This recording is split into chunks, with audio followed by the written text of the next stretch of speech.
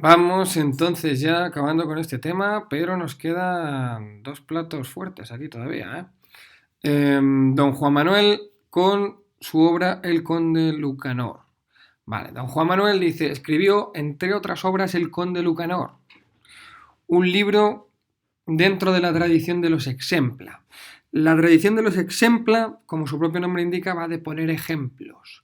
Está muy ligada también a los espejos de príncipes, ¿no? Eran básicamente libros para educar a base de ejemplos, ¿no? Como fábulas en realidad serían ejemplos con animales, pues esto con personas, cuentos, digamos, es que la palabra es esa, ejemplos, ¿no? Que ponen, digamos, nos ponen en una situación y hay que resolverla. Son cuentecillos morales, es que lo dice aquí muy bien. Dice cuentecillos morales que servían como una guía de conducta, especialmente, claro, dedicada a los nobles, que son los que tenían que tomar decisiones importantes, en, digamos, y sobre todo los que tenían cultura para leerlo, ¿no? Dice, en la primera parte de las 5 de las que consta la obra, el conde le plantea a su fiel sirviente Patronio una serie de dudas, digamos que entonces estamos con el conde Lucanor y con su sirviente Patronio.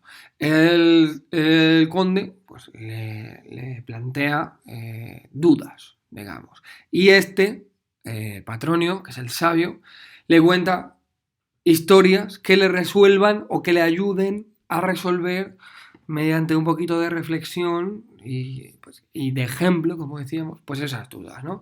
Dice, acaba siempre con un par de versos a modo de conclusión. Nos dice también aquí, son en total 51 ejemplos que además están insertos en un relato marco, ¿no? Como decíamos, en un relato enmarcado, en un mise en abîme, que dicen los franceses, un mise en abîme.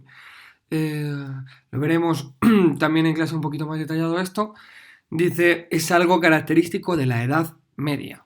Son historias breves, los 51 ejemplos, con una enseñanza, ¿no?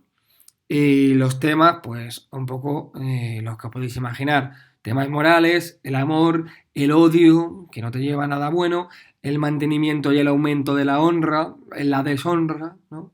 Dice, don Juan Manuel fue pionero en dar estructura en común a una serie de obras sueltas. En realidad, eh, hasta el momento, digamos, era más común presentar obras sueltas y estos 51 ejemplos que podrían haber funcionado como 51 cuentos, digamos, aparte, pues los enmarca todos en un relato único y es esto lo que hace, o una de las cosas que hacen al Conde Lucanor una obra tan vistosa, ¿no? Que os recomiendo mucho y que espero que leáis por lo menos el texto que viene aquí debajo para contestar a esas preguntas que queda. Dice, otras obras en la misma línea esta que hablamos de la tradición de los exempla, etcétera, la misma línea que el Conde Lucanor son el libro de los estados, el libro de los castigos o consejos, ¿no? Pues efectivamente para aprender, ¿no? Digamos, literatura didáctica, moral, ¿no? Es interesante, dice, la conciencia de autor propio, que esta es otra de las características también muy destacadas y muy estudiadas de don Juan Manuel, es la conciencia de autor y su interés por catalogar, como bien pone ahí, su propia obra. En realidad se ha hablado de la búsqueda del reconocimiento. Él ya buscaba reconocimiento, ya se sentía autor, escritor. Ya quería que se le conociera por esta labor, ¿no? Dice, vemos en este sentido cómo poco a poco se va perdiendo el anonimato propio de los artistas medievales. Claro, hasta ahora, digamos, hasta estos primeros ejemplos, pues la obra se conserva en el anonimato. Pero ya tenemos, por ejemplo, aquí al señor don Juan Manuel, que nos escribe el Conde Lucanor. Ya luego vamos teniendo a los ejemplos que hemos visto antes del libro del buen amor. Vamos teniendo ya a Gonzalo de Berceo. Vamos teniendo ya a los autores líricos de los que hablábamos a principio, ¿no? Del tema. Jorge Manrique, el Marqués de Santillana, etcétera. Todos, fijaros, si tienen en común, o la mayoría, pues sobre todo de los cultos, que vienen de familias nobles, ¿no? De familias importantes, de familias poderosas, y poco a poco pues van reivindicando ese nombre y ese boato de artista y ese reconocimiento sobre todo de artista. Efectivamente, como decíamos, leemos el texto, contestamos a las preguntas. Estos serían los dos versos con los que nos decía el texto que remata siempre las historietas, el conde Lucanor, vamos, Patronio, mejor dicho, contándoselas al conde. Contestáis a las preguntas, por favor, señaladle la estructura. Y ya nos enfocamos con el último punto. El último punto, punto 5, lo ha titulado Teatro Medieval. En realidad tenemos una obra que es muy parcial, tenemos apenas, no llega a 150 versos, 147 como veis aquí, además versos polimétricos, dice así, pues que no tienen la misma métrica, ¿no? Esos versos. Hay distintas medidas,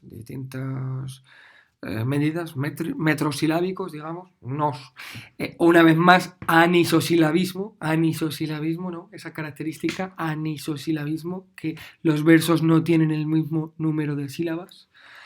Y luego tenemos a la Celestina, que a la Celestina habrá que dedicarle un audio de estos completo, porque es seguramente una de las obras, iba a decir la más, pero bueno, vamos a compartir hacerla compartir ese privilegio, una de las obras más importantes de la literatura medieval, desde luego es la que ya está haciendo bisagra con el Renacimiento, con la etapa literaria que veremos a continuación ya a partir de enero. Pero bueno, como decimos, vamos a acabar primero con presentando el teatro medieval. Dice, durante buena parte de la Edad Media, el teatro, entendido como el espectáculo que se sostiene sobre un texto dramático, pues no se lleva muy a cabo. Básicamente lo único que hay son autos de fe, medio teatralizados, en algunos sitios más, en otros sitios menos, algunas iglesias en días señalados del calendario, más bien lo que luego se han llamado retablos, ¿no?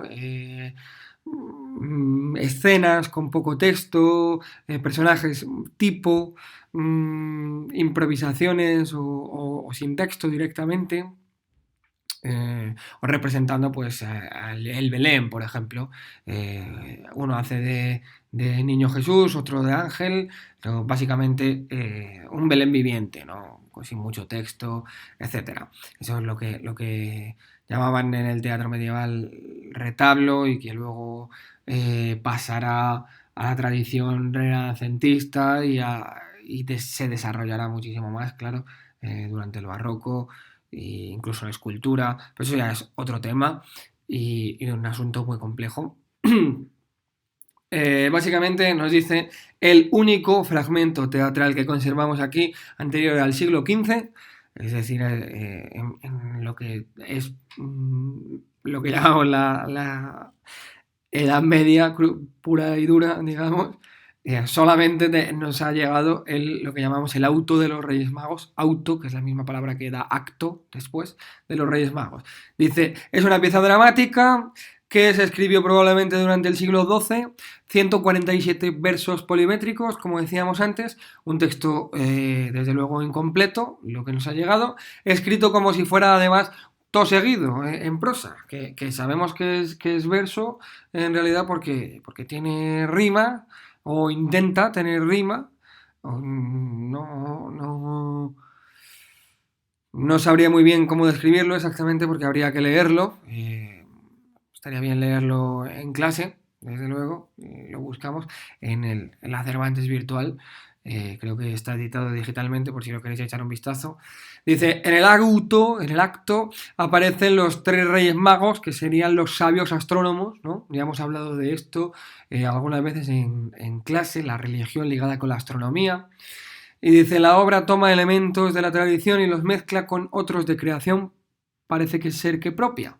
Dice, se trata de un drama pensado posiblemente para su representación durante la liturgia, que es lo que hablábamos antes, que lo poco parecido al teatro, pues en días señalados, en la misa, en la liturgia, y dice con objetivos didácticos, con el objetivo de enseñar la doctrina, desde luego, hay que entenderlo así. Bueno, entonces lo dejamos aquí y vamos a hacer un vídeo exclusivamente para la Celestina, para que este no quede muy largo, y ya con eso terminaríamos el tema. Con el 5.2, la Celestina habría acabado la literatura medieval, que recordad, me tenéis que entregar el resumen de este documento el día 28 de enero. Antes, por favor, antes. El que no lo haya entregado antes, que ya no se esfuerce en hacerlo después. Ya os lo dije.